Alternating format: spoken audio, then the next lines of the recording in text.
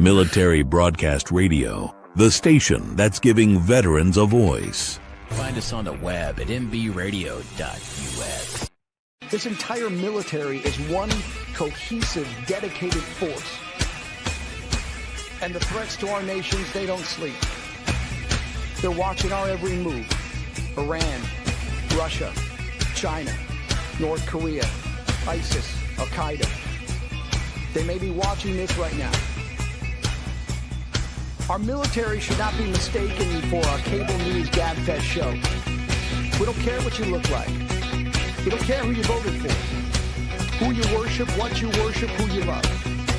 It doesn't matter if your dad left you millions when he died or if you knew who your father was. We have been honed into a machine of lethal moving parts that you would be wise to avoid if you know what's good for you. We will not be intimidated. We will not back down. We've seen war. We don't want war. But if you want war with the United States of America, there's one thing I can promise you, so help me God. Someone else will raise your sons and daughters.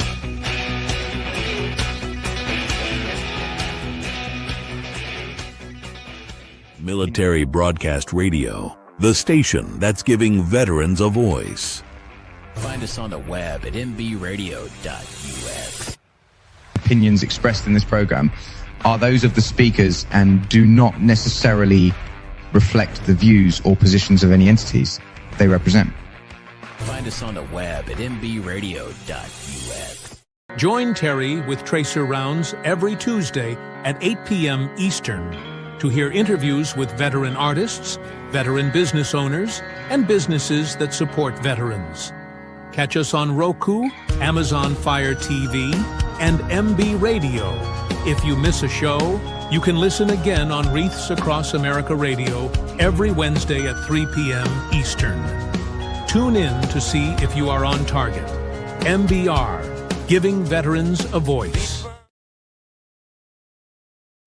And welcome back to the Tracer Rounds podcast. And I'm Terry, your host. And with me tonight is Robert Elliott, who is a Marine. And he's also the executive or the founder or executive director, I guess, too, of the Veterans Farm of North Carolina. Welcome, Robert. Thanks for having me. And I appreciate this opportunity. Yeah, I'm so excited to hear more about your service and then about the farm. So knowing you're a Marine, can you tell us a little bit about your service, maybe when you joined and why you joined, and maybe some highlights of your time in service? Sure. So I was in from 1997 to 2002, and I was in the Air Wing working with C-130s. And a DoD contractor in the same units with the same Marines for 10 years afterwards. But basically, I served in California, Okinawa, and then finished out in North Carolina, where I'm originally from, primarily working with C-130 aircraft and rebuilding engines and fixing that kind of stuff and going wherever they needed to go and taking care of those birds. And, my service was, I got to go a lot of places in 5 years as active duty, but what really started right out the gate was having to deal with a suicide that happened right in front of me. And that kind of set the stage for a lot of other things as I went along through life, with what I did and built with this organization and what its ultimate purpose is. So having to have a Marine that committed suicide right in front of me, it was pretty eye-opening, and having to kind of go along and see some more of that as I went through active duty was really eye-opening to me. And since getting out and through the contract years, watching other Marines get out, trying to battle it out in the civilian world. 6 of the Marines I served with have since committed suicide as well. So, it's tragic, and everything that I do and everything that I've built is kind of focused around that. But we can get more into my story and all that as we go, if you like. Yeah. So, I mean, that is a staggering number of people, of soldiers or Marines to have, chosen that as their option. It's really hard, like you say, for the transition from active military service, especially to a civilian job, because you just don't seem to find the same level of responsibility that you once had as a service member. You were in charge of multi-million dollar equipment. You did things, in the name of your government, and then you come home and they're like, okay, well, you can pick up trash around this building and you can work as a janitor, and you're like, wait, what? And it's Yeah. just not fulfilling, and you lose your sense of community. And so, like you say, you really have to have something that makes that transition possible to from military service to civilian work service.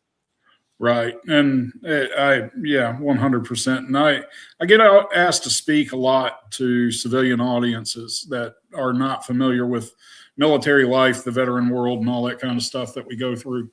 And I always relay it back to all of them in the sense of to give them kind of an idea of what it's like. Picture yourself going on a trip overseas, and you get on the airplane and it's exciting and you're getting to go somewhere, and then all of a sudden something fails with the aircraft and you wind up crashing on a deserted island. Picture the TV series Lost, right? Right. And for 4 years minimum, you're stuck on that deserted island. Nobody can find you, and the success of your survival 100% depends on you for others, and others dependent on you. Right. Is basically there are days in the military as I relate it to folks. And then all of a sudden one day, you've been battling it out on this island and building shelters and finding water and growing food and hunting, gathering, whatever you got to do to stay alive. And one day, helicopter shows up on the island, picks you all up, and dumps you back into the civilian world, and it's welcome home party, and you're not going to function the same anymore, right? Right. It's different because when you come out, we always paint this picture with the DD-214 that it's going to be roses and gardens and everything's going to be wonderful, and I'm going to go get this killer job and I'm going to have a house and everything's going to be awesome. I don't have to get yelled at anymore and all that kind of stuff, And when we get out, or at least when I got out, I was not prepared for the immediate cut of talking to everybody I'd been with for the last 15 years, both active and contracting, Yeah. They all disappear overnight. And now you're out there to battle it out for yourself, and you ain't quite right, is the way I always like to put it. You ain't quite right, and you don't fit in with the civilian world anymore. You're used to some of the most masculine dudes and some of the most hard people on the planet, and now you're back home and you've got a dark sense of humor, and they don't laugh at some of the jokes that we tell. In fact, you get written up for that in the civilian world. So right. It can be a massive struggle, and we see that in suicide statistics among transitioners in the first year after getting out of the military.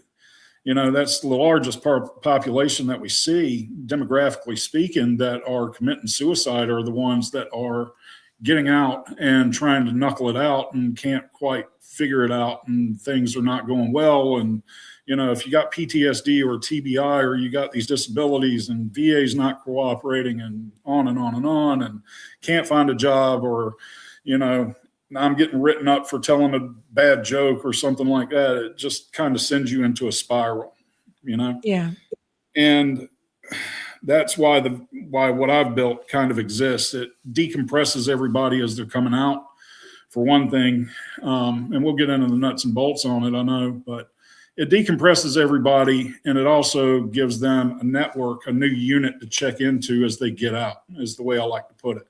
Right. Because when folks come to the Veterans Farm, what we are doing out here, it is an agricultural training program, and it's meant to keep you from falling into a lot of traps that you might find yourself in. And it's very expository in the sense of agricultural production, but at the same time, it's also a suicide prevention piece by proxy, because we've plugged in the pieces that helps you from going down in a spiral. You've always got an anchor to grab onto and a point of contact to call when stuff is going wrong.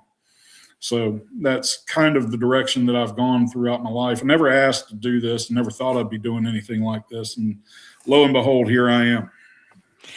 So you grew up on a farm, right? I did. I grew up on a big commercial farm here in North Carolina, just above Raleigh. And we grew tobacco. We raised cattle. We did conventional row crops, stuff like that, and did seed cleaning. As well as in the final days before I went in the Marine Corps, we were running the largest and newest goat herd in the state of North Carolina. My mama, Jane, she kind of saw the writing on the wall with tobacco and all that kind of stuff, and switched over to raising meat goats as a new thing that was coming to North Carolina. And we had truckloads of them coming in from Texas on 1,000 acres, and I built the fence on that 1,000 acres, and it was a pain in the butt. But anyway, I joined the Marine Corps because for a few reasons. One, I can get yelled at all day on a farm and not get paid, or I can go in the Marine Corps and get yelled at and get paid.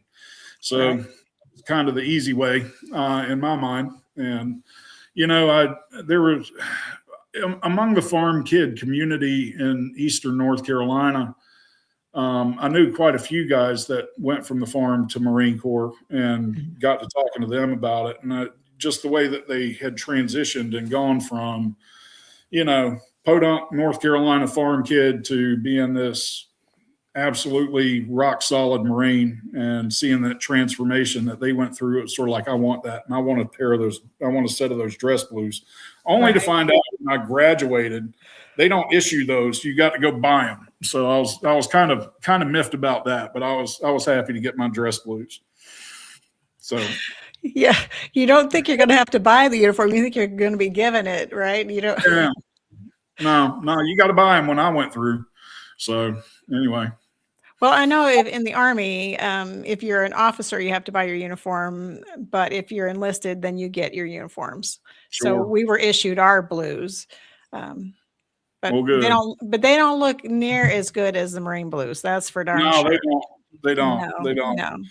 No. The farm boys, when they would come home on leave, and we were priming tobacco and stuff like that, and they were talking about what's going on in the Marine Corps and what it's like and all that kind of stuff. And I kind of got drawn into that from them. But then when I walked into the recruiter's office, in Raleigh, the recruiting office back in those days, you walk down this hall and there's Air Force, Army, and then on the other side of the hall, there was Navy and Marine Corps. And I'd already kind of had my mind made up, but Air Force door was shut. And yeah, I'm talking trash right now, but the Air Force door was shut and locked. Army guy was sitting in PT gear, and he was kind of fat and eating a cheeseburger. And I was like, that's not really all that appealing. And Navy, whatever they had going on that day, they were wearing Cracker Jacks. And I was just like, no way in hell. I'm not doing that. So Staff Sergeant Harris comes out of the recruiter's office, and, he's tightened up, and he's sort of like, what are you here for? And I was like, I think I'm here to talk to you. And then I got to see the big poster of the Marine and dress blues and stuff. I think he's from 8th and I. But anyway, he's rock solid. And I was like, I want a pair of those. He was like, you got to earn those, bro. So I was like, all right, well, let's get to it. And, it was a surreal experience, becoming a Marine. And yeah, we're the best. We're always going to say we're the best because we're the best, but anyway. That's right. So I loved every minute of my Marine Corps career. I loved all of my guys.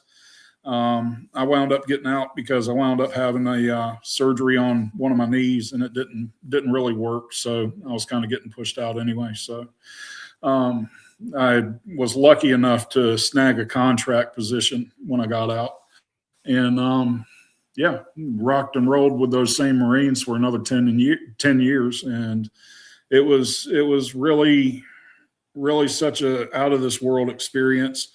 And, I think a lot of vets, I work with a lot of folks that are transitioning from military to civilian, and they haven't had hardly any time in the civilian world. They don't even know what they're in for. Yeah. And we wind up losing all of that identity that we've had over the years, Yes. You watch them get out here. And I mean, we're not Vet Farm is not an era specific veteran organization like some other ones do that are like post 9/11 and all that, because I involve Vietnam vets. I've got Vietnam vets that are a part of this, that help out, and they come out and they volunteer and they teach. And, one of them is one of the top sheep producers in North Carolina, and he did his military service until I started Vet Farm. I didn't even know, and I've known this guy my entire life, and he was sort of like, I want to talk to you about what you're doing with Vet Farm and how do I be a part of it. And I was like, what's up, man? And he was like, can I help out? And by the way, I was in during NAM, and it's sort of like, you never told me that. And now what's crazy is I bring classes to his farm, and he turns into this back in the day vet with all these guys and gals. And, it's just bringing back the camaraderie and the network and, the sense of purpose that we used to feel. Right. It's insane. Just to watch that go down. And when the Afghanistan withdrawal happened, I'm starting to kind of be an up and comer in the veteran community here in North Carolina. My name's getting around pretty well. And I had a lot of Afghanistan guys that were calling me.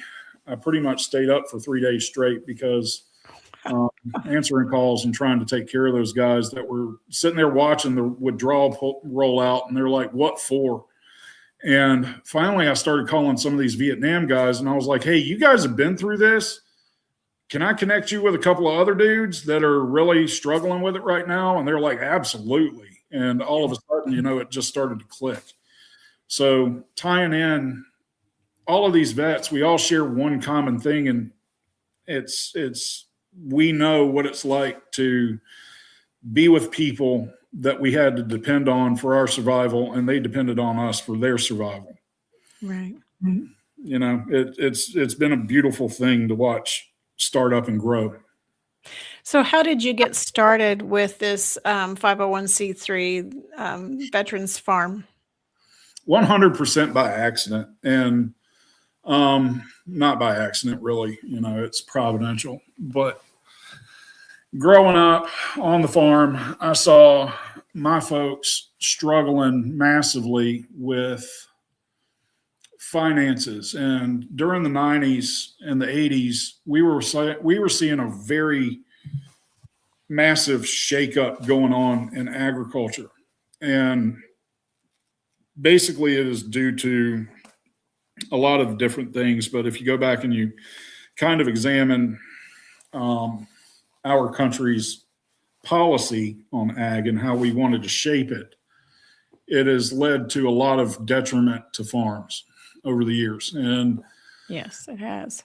I got to watch kind of the rollout of GMO seed, and I got to watch tobacco getting shut down, and just seeing the devastation that was occurring to family farms that were century farms, which means they had been passed down over a century or more through generations. And just watching that happen, I was sort of like, I don't want nothing to do with this. This is insane, because I'm watching my folks go to Farm Credit or FSA, and they're pulling out loans, and it was basically like gambling in my eyes, because it was sort of like, I'm going to go pull a loan to put in a crop that might fail. Most likely something is going to fail at some point or another. It's only a ticking time bomb when farming.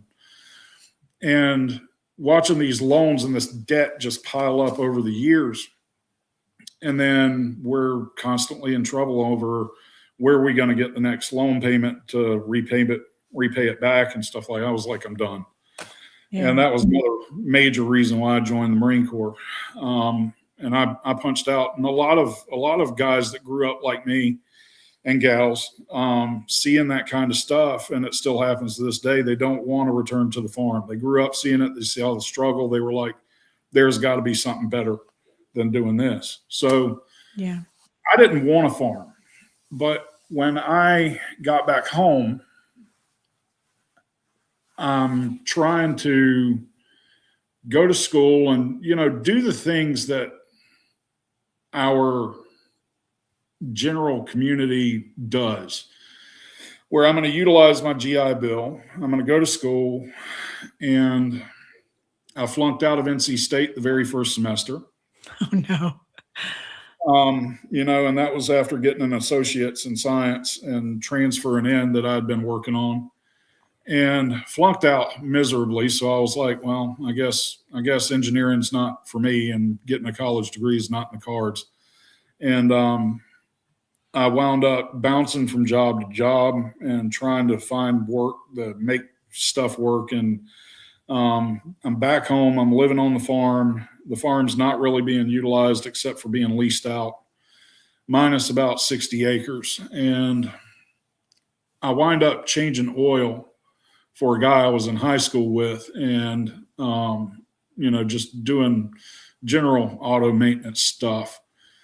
And one day I put a serpentine belt on a car, and he comes over and he's looking at the serpentine belt, and I had put it on to where you had to turn your head to read the numbers instead of just walking up and looking at it and read the part number on the serpentine belt. And dude starts launching into me, and I was sort of like, whoa, we ain't doing this, because I've been yelled at by far greater men than you'll ever be, bro. And you're not going to sit here and yell at me for $12.50 an hour. And that's a general story of so many veterans that I come across today. It's sort of like they're bouncing from job to job. They're lost. Yeah. And I was lost. So I'm going down this wicked spiral, going down this horrible spiral. And, VA is not really cooperating. And back in those days, a lot of VAs have improved. But back in those days, VA was – the wait times were extremely unreasonable for getting seen for anything. Administrations were changing, which meant policies were changing, and trying to figure out how to get help that I needed, and not even realizing how messed up in the head I was at the time. I wound up just sitting in the backyard a lot of the time and kind of staring at the farm, not knowing what to do with myself. And I became suicidal myself, and really started thinking maybe this isn't for me, and I can't go check back into the Marine Corps because I got out because of a knee issue, Right. And didn't really know about the Army because the Marine Corps keeps that stuff a secret. We don't talk about those guys, And now I'm down here at Fort Bragg, and I see Marines over here, and they're sort of like, oh yeah, I did Marine Corps, and then I switched over to Army. It's great, but hoorah. I'm like, yeah, I see you. All right, cool. Yeah. Y'all, Army throws away stuff we would fight over. But That's true. I don't disagree with that. It is. Army throws away some really good stuff. But that Marines just can't even get. But anyway, so I started going down this spiral and became suicidal myself, extremely depressed.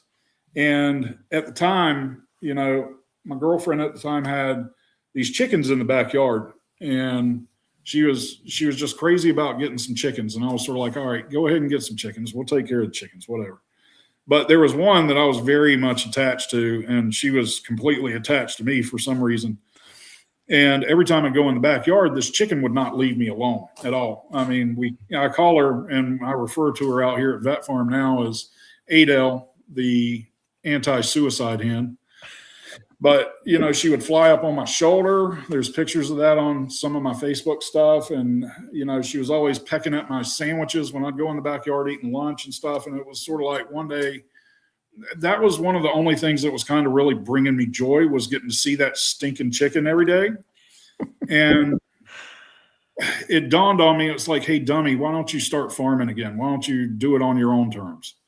You're blessed enough to have some land, so why don't you get out there and try to give it a go? And I started out raising some broilers and, raising pasture raised chicken, and I got into hogs really quick, and I was learning about anything I could with business at the time, because that's where I felt like my folks had kind of fallen short. They weren't very keen on business principles, but they were extremely good farmers, and they could grow the hell out of anything any day of the freaking week. But at the end of the day, managing money, it was like they'd get a check in for whatever they'd grown, and it's going right into the pocket. And we got to go buy a new truck and all this. And it's like, y'all are spending money you don't need to spend money on. What are you doing?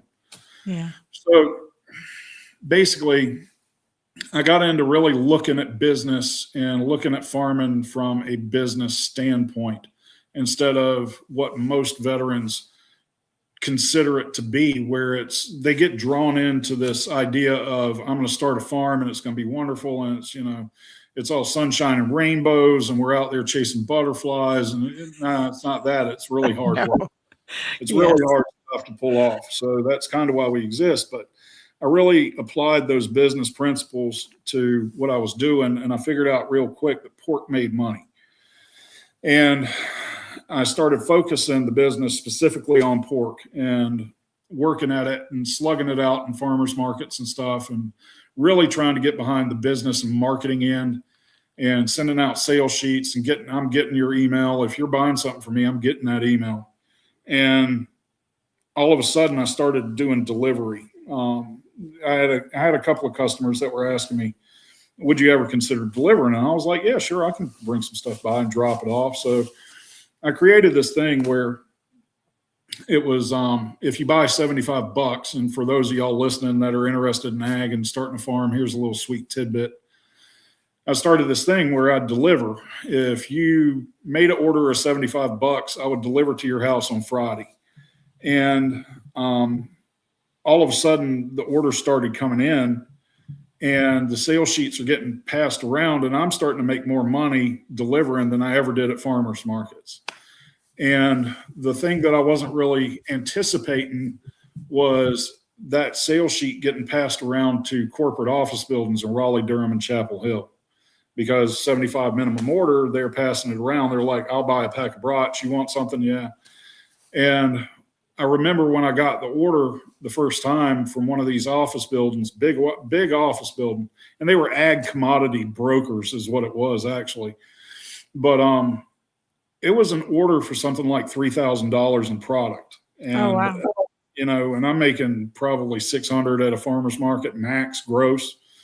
And when I saw that, I was sort of like, that is the direction I need to start pushing market into. So I started adding in brokering beef and stuff like that, and creating these new ways to bring more animals onto the farm and ramping up production and all that kind of stuff. And stuff was really starting to take off really well.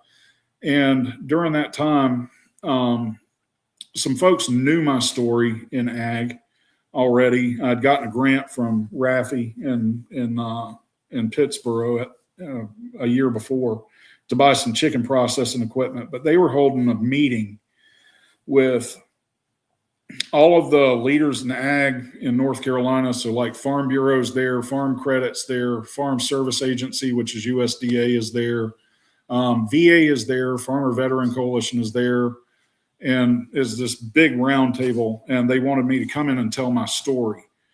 And it was the first time I ever publicly spoke. So I gave them kind of the aircraft crash thing. That's where I developed that, trying to relay how that works and what it's like for me, and then tell them my story. And they all wanted a copy of my talk. So I gave it to them, and within about a week, all of these news agencies started reaching out to me. Here's this crazy jarhead on a farm making it work, and farming saved his life, and of all things, it was farming, and gave him purpose. And they started writing stories. I'm getting pushed out all over the place. I'm getting dragged across the country to go speak and talk about my experience and how to help other veterans get into what we're doing. And that was kind of the birth of Veterans Farm. I started getting phone calls and emails from veterans that were like, I read about you. It is exactly what I think I'm looking for, what you've got. How can I learn from you? And it was sort of like, come on over to the farm. You can crash on the couch. We'll get up in the morning. We'll go take care of the pigs. We'll go pack orders. We'll go cut chickens, whatever we got to do. I'll show you what I know, and we'll go from there. So Wow. that's kind of how everything kicked off. So in what year was that? Did you start the farm? Well, I mean, I was just farming for myself at the time. Yeah. And that was probably around 2012, 2013, somewhere in there. Actually, it was more like 2014 is when all of that started kicking off really well. And I wound up getting nominated for an award for Small Farmer of the Year in North Carolina. And it was kind of I wasn't expecting it. I wind up getting to speak in front of everybody, the who's in agriculture, because this is a big breakfast with the Commissioner of Agriculture in North Carolina. So all the land grant universities are there and the deans and all that kind of stuff. And they gave me 3 minutes to speak. And the only thing that I was trying to do there was tell these folks, hey, look, y'all are missing a talent pool to bring into your industries. You guys need to be looking at the military and starting to recruit to military and bring them into agriculture. And when I got off the stage, I'm coming down the stage after getting the award, and NC State was standing there waiting for me when I got off the stage. And they were like, we would like for you to talk to us about getting more military veterans into the College of Ag and Life Sciences and the Agricultural Institute at NC State. And I was like, sure, I'll have that conversation. And it led to them really pushing to hire me on part-time as a agricultural liaison, a military liaison. So I go and I'm hanging out at Fort Bragg and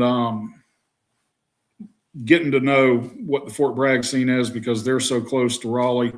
Same thing with, Seymour Johnson Air Force Base, and trying to crack the doors open over there and figure out how do I get to more of these transition and service members and let them know y'all can go to College of Ag, and have y'all considered agriculture, and do you want to utilize your GI Bill benefits for that? And the transition officer, CSP officer at Fort Bragg, he pulled me to the side one day and he was like, hey, look, I've got a lot of transitioning soldiers that are asking for an agricultural training program, a basic one. Do you think you could build one and put it on Fort Bragg? And I was like, yeah, sure. Why not? So at the same time, I'm still farming too. I'm running deliveries. But anyway, we go out and we get some funding together to start it up. And it was called the Soldier to Agriculture Program. The very first ag training program on a military installation ever. Wow. And I built it and put the curriculum together because it's based off of all these folks that I've been working with coming to the farm and taking the lessons that they didn't know, that farm kids learn pretty much autonomously growing up, but adding the business side to it and showing what the opportunities are and whether or not you can actually make it or break it, and tying in resources and all that kind of stuff. So we threw up a greenhouse on Fort Bragg. We're doing hydroponics in the classroom. We're talking about plant science, soil science, and all that kind of stuff. I got people from NC State coming down and talking to the classes. And it turned out to be one of the most highly sought after programs for career skills programs in the Army at Fort Bragg. And every class we had was slam full, just about.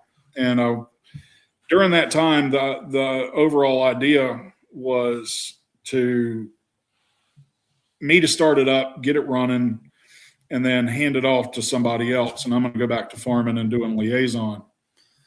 My mama at the time, she died, and a family member wound up selling off the entire farm. So right after we had posted the job announcement, all that went down in about 2 weeks.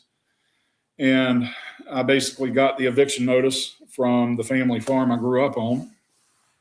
And I called up my boss one day and I said, "Hey, look, you mind if I apply for that position that we created to replace me?" And she was like, "Absolutely, go ahead."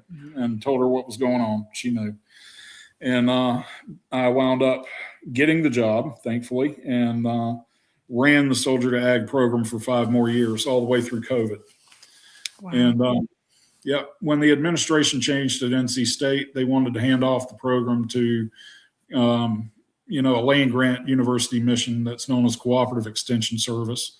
And they're kind of your local county office for agricultural stuff between land-grant universities. They're a resource in the local communities.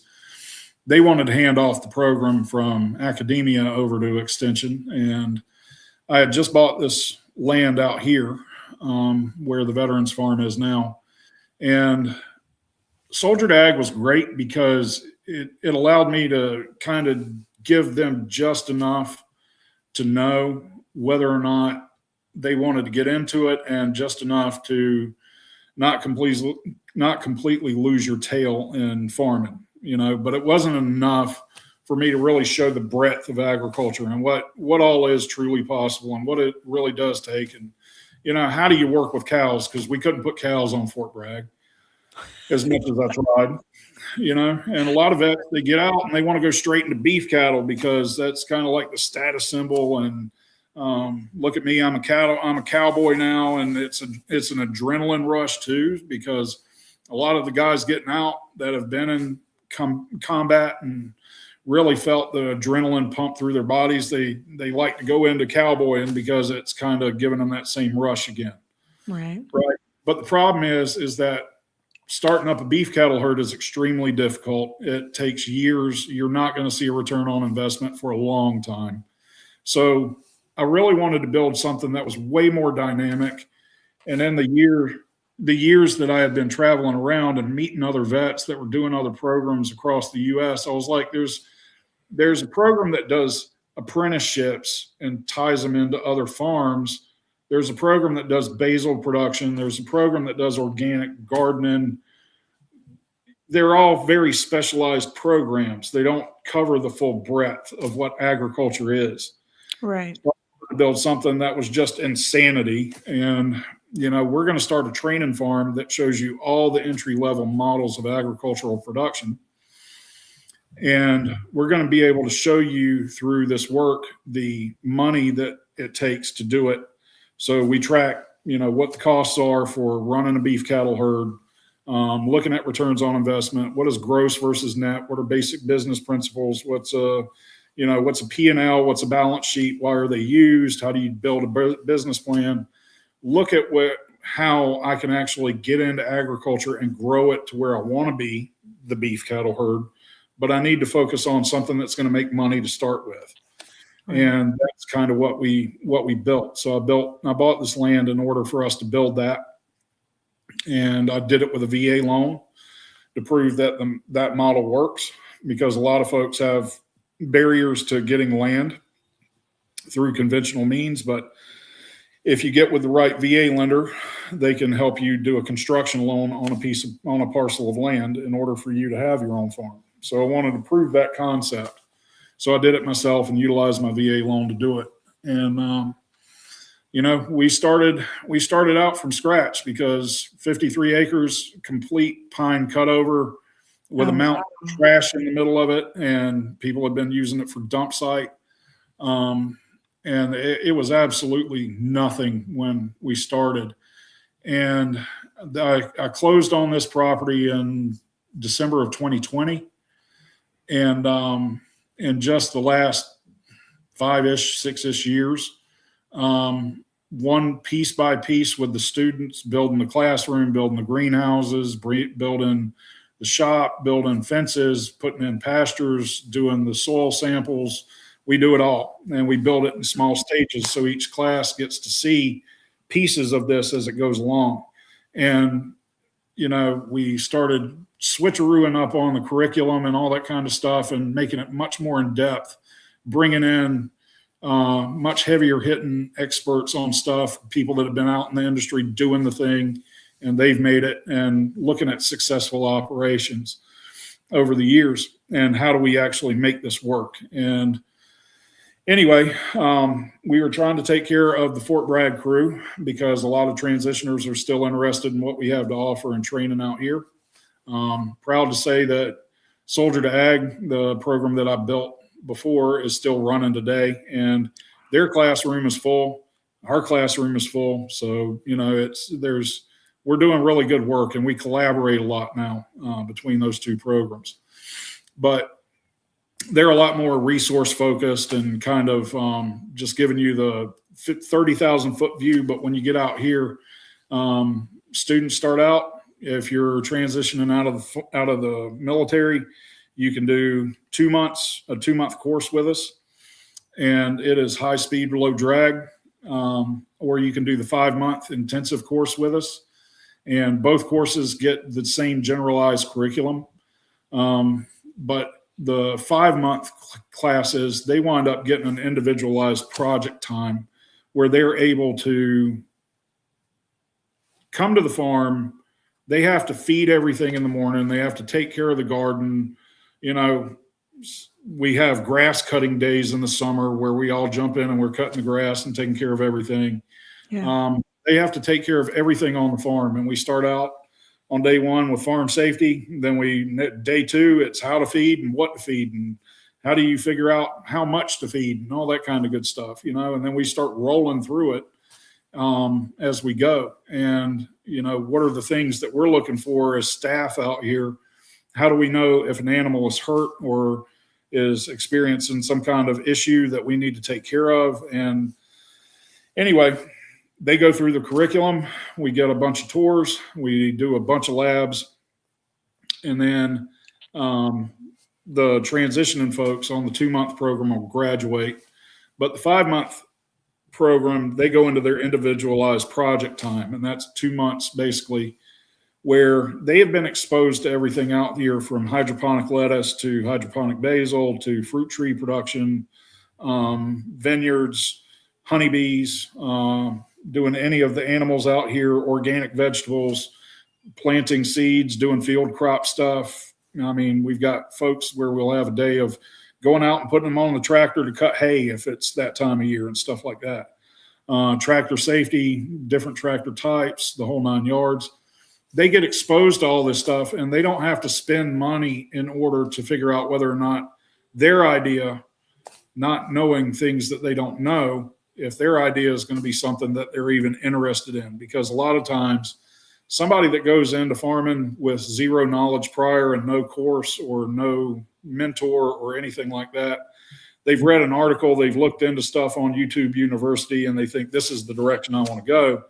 Yeah. They get into it, they start doing it, they've exhausted a bunch of money, and then all of a sudden they figure out real quick, I hate this. I don't want to do that. It's not for me. Right. Yeah. It's not working out the way I thought it was going to work. So Vet Farm actually circumvents that. And so when they get into their project phase, they're able to choose a direction that they actually want to go based off of real life work and analyzing what the difference is in between the various production models and business related stuff. So they choose a direction, and then we create their own project. And that may be working on another farm that's very specialized in something like that. We've got a wide network in North Carolina of over 1,000 farmer veterans that we've put together over the years. And we network them together. We try to get them working with each other. They may be doing an incubator project here on the farm or whatever. I'm really excited because I finally found a butcher shop that's going to work with us to let our class go out there and learn butchering for an entire week. Stuff like that, learn how to cut meat and how to break a cow down and how to break a hog down and stuff like that. So we finished that program with development of a business plan because at some point or another, they're going to need to have it. And we walk them through what a business plan looks like and how to prepare for it. and all that kind of good stuff. But the other part to the entire reason why I'm doing what I'm doing is because through the suicides that I've personally witnessed and was completely helpless to do anything about, and my guys that have committed suicide, and then other veterans that I know that have committed suicide, I've noticed a pattern. And, you know, some of the who's in the veteran space in North Carolina, we were kind of talking about it one day, and they all noticed the same patterns as well, where if you see a veteran, and I'm actually writing this right now and I'm about to publish it in the next 6 months. But if a veteran is going through financial troubles or legal problems, or if they are going through mental or physical health problems, or they're having a spousal issue, one or a combination or all three of those things tend to be a severe trigger that leads to the suicide event.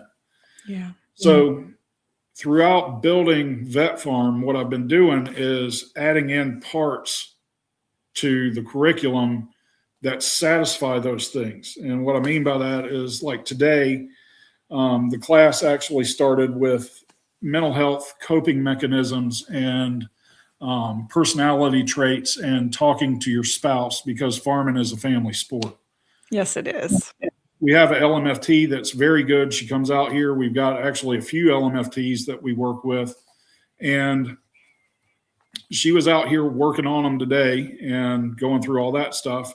But now we actually have services to where if a veteran is involved with our network or our program that we know of, is facing a really difficult time or is in need of triage or something like that, we have an LMFT that'll pick up the phone and kind of work with them while they're waiting to get their mental health care that they need from the VA or from whatever their preferred mental health care is, because there's a long wait time for mental health in the VA, as you know. Right. So we've got that satisfies our mental and physical health kind of thing. Everything out here is disability friendly because we're all beat up and banged up that work out here. We've got American Legion does a phenomenal job of doing veterans benefits. So they come out and they spend the entire day going through their records and getting them applied for whatever benefits they may be lacking, and giving them the real deal about what benefits mean, and, you know, what to do, what not to do, that kind of stuff. You know, not from like a sneaky level, but just, you know, here's how you need to be able to do this in order to achieve the benefits that you've earned. Right. We've got associative services with like the Veterans Treatment Court here in our own county. So if somebody's facing legal issues, we've got a team of lawyers that can help them. And then with the spousal stuff, that's where our LMFT comes in, because I like for them to be able to work with somebody that presents it like, hey, listen, from day one, when we get in the military, we are taught battle buddy, battle buddy, battle buddy. Well, psychologically speaking, what does that really relate to with us? And this goes into the transitional suicide part, where you have been taught codependency at a severe level, essentially, is what you have been taught. And you break out of the military, you no longer have that codependency that you've been dependent on for survival. So we need to kind of deprogram y'all a little bit and just give you some coping skills and some coping mechanisms. You know, so we added that in. And then around that is the purpose of the Veterans Farm, and giving veterans purpose in agriculture and giving them a reason to live, a new mission, which is part of our tagline. Being able to, veterans are the only ones that are going to be able to take over farms for tomorrow. And the general American public doesn't even realize this, but only 1% of the American population is now a U.S. farmer. And the average age of those farmers is 58 years old. Yeah. And, you know, we are losing farms left and right. We see development happening all over the country. And, you know, it's also largely due to USDA policy over the years, over the last 100 years. So we're looking at a very fragile system within agriculture. We're efficient. We're very efficient at producing stuff. But at the end of the day, look at COVID, when COVID happened, and we wound up having store shelves going bare because just a simple burp in the supply system.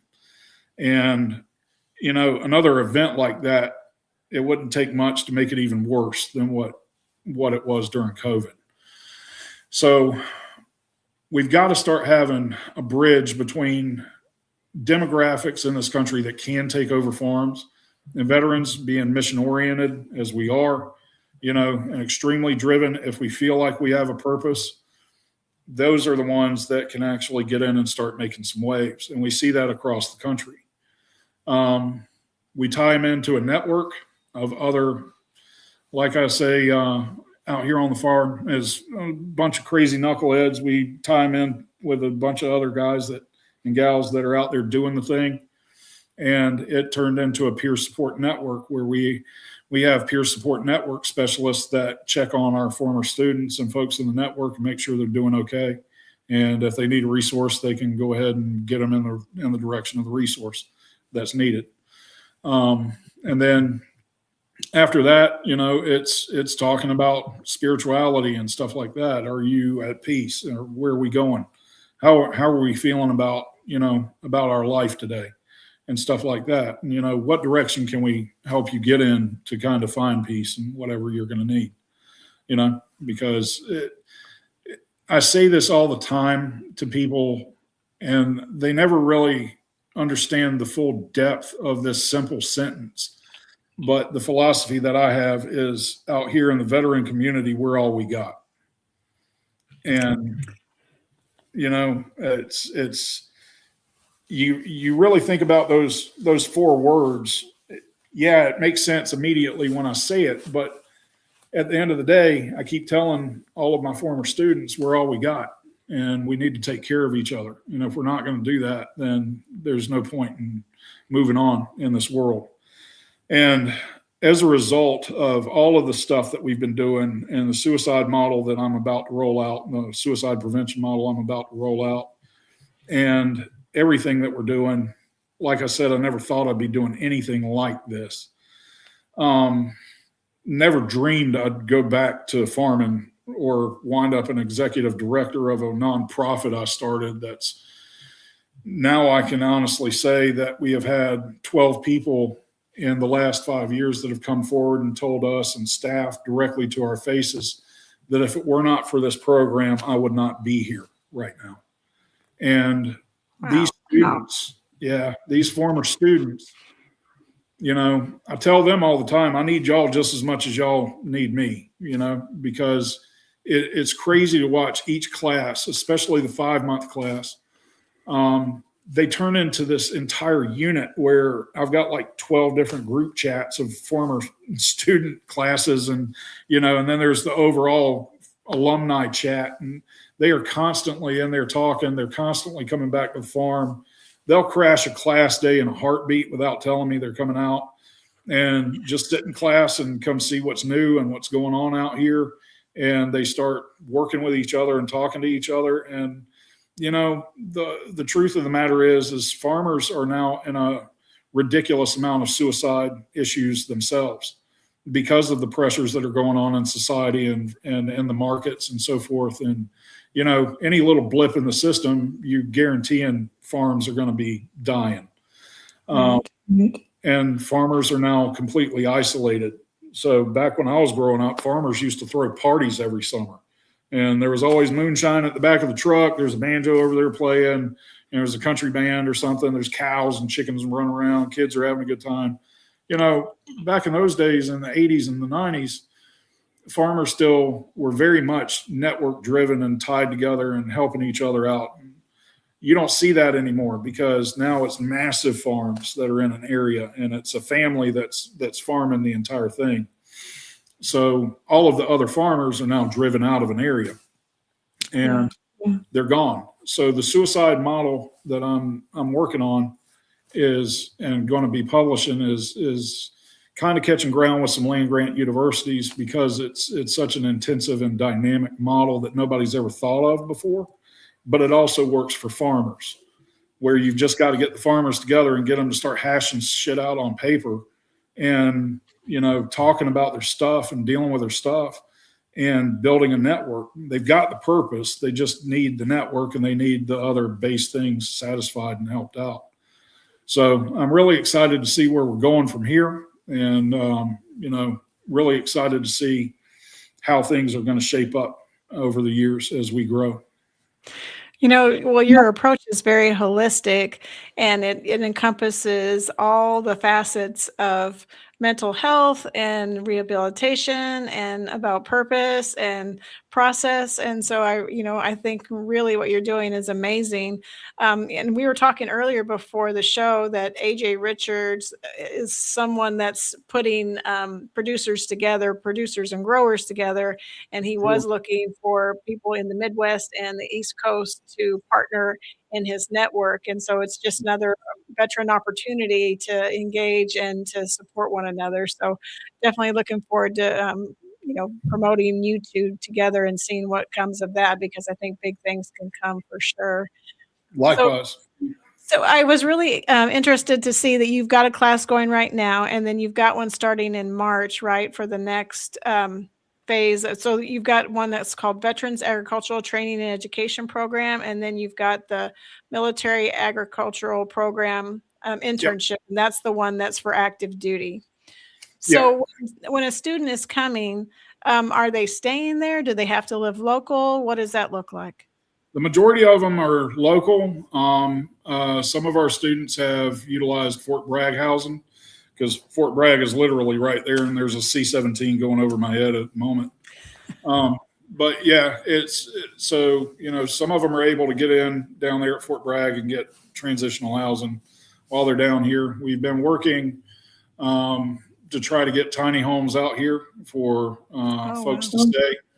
And, we don't just take care of students, we take care of the entire veteran community and ag community as a whole. Vets go through stuff. They go through divorces. They go through all kinds of stuff. Sometimes they just need a place to crash for a little while and get themselves recentered and back on their feet. And that's what we're trying to do, but also have some student housing out here. But, what's really been interesting to me is I'll have potential students that'll show up for an open house out here and get to see what they're going to learn and talk to us and all that kind of stuff. And I have students that drive all the way from Charlotte out here, which is, every bit of about a 2.5 hour drive. I've had folks from Camp Lejeune that are equally as distant, and they're coming out 4 days a week during class days and doing it. And, they keep coming. So, we try to hook them up. We've got a few folks that are farmer students that have campers on their farms. They'll rent out for a little while, real cheap, to students that are coming out. One of my former students has an Airbnb now, and, she'll take folks for the class. And it's the community that we've got and what North Carolina has built as a whole, and all of the agricultural veteran programs that we have. And the network alone is second to any other state. There's nothing like what we built in North Carolina. And, for the future, I'm looking at taking this thing and kind of expanding it further and turning it back into this community of knuckleheads where we're working together. We're trying to help each other out. And, if you're involved in eating 3 times a day, then you're involved in agriculture. So you're part of us. We'll find a place for you somewhere in there. Well, that's awesome. We've only got like a minute left. Is there any final thoughts you'd like to put out before we leave today? Yes. Of course, it's the shameless plug. If you would, please go to vfnc.org, click that donate button, and, do a $3 or $5 a month recurring donation if you like what you heard from what I'm telling you. And we really do appreciate the support, because we have been grant funded for the last 5 years, and grants are kind of a shaky space right now. So we're soon taking in GI Bill, and we're already taking in Voc Rehab and Skill Bridge and all that kind of stuff. So please support our mission and give us a hand helping others. Awesome. Well, thank you so much for coming on tonight. I learned so much, and I really love what you're doing because I really think you're making a difference. I mean, it's obvious you're making a difference, and I think it's a really good way for veterans to get re-engaged back into the community, being farmers, producers, growers, and really supporting their own communities and supporting each other. So I really appreciate what you've brought to us tonight, and I just want to thank you for being on the podcast. No, thank you for having me. I really do appreciate it. Well, we'll look forward to getting you hooked up with AJ. And this is Trace Around signing off. Thanks. Life is like a duck. Tough times don't last, but tough people do. Here at Military Broadcast Radio, we're teaming up with our friends at Die Tired, the veteran-friendly music band spreading strength, resilience, and mental health awareness one shirt at a time. And check this out. Their brand new shirts feature broadcast beaker right on the breast pocket. A reminder that you can weather the storm and you're never alone. Shirts are only $25 and proceeds support giving veterans a voice. MBR's mission to teach veterans how to podcast and videocast. Because when our vets are talking, they're not overthinking. They're not second-guessing. Together, we stop the 22 stigma. Grab your shirt today at mbradio.us and hit the shop. Or go directly to toramerch.printavo.com/merch/dietiredband. That's toramerch.printavo.com/merch/dietiredband. Suit up, stand strong. Remember, we're unduckable together. You're built tougher than the storm. Ladies and gentlemen, thank you for tuning in to Military Broadcast Radio. As we wrap up today's show, we want to remind you that the podcast of today's episode will be available right after we go off the air. So if you missed any part of the show or want to listen again, be sure to check it out. And remember, we're here to support and honor our veterans. Your stories and experiences matter, and we are committed to giving you a platform to share them. That's right. We're here to give our veterans a voice. So don't forget to catch the podcast and stay connected with us. Giving our veterans a voice.